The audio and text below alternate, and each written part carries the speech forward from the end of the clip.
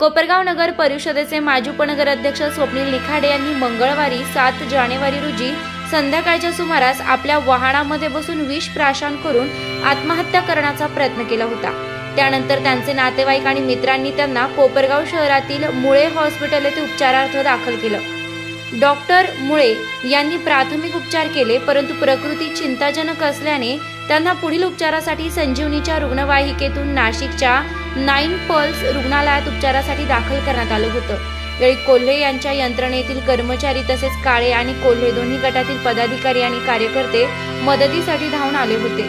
मात्र उपचारादरम्यान त्यांचा गुरुवारी सकाळी मृत्यू झाला असल्याचं डॉक्टरांनी जाहीर केलं।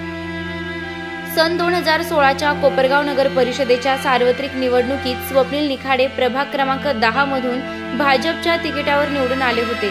त्यानंतर कोल्हे कुटुंबियांनी निखाडे यांना कमी वयातच उपनगराध्यक्षपदाची संधी दिली।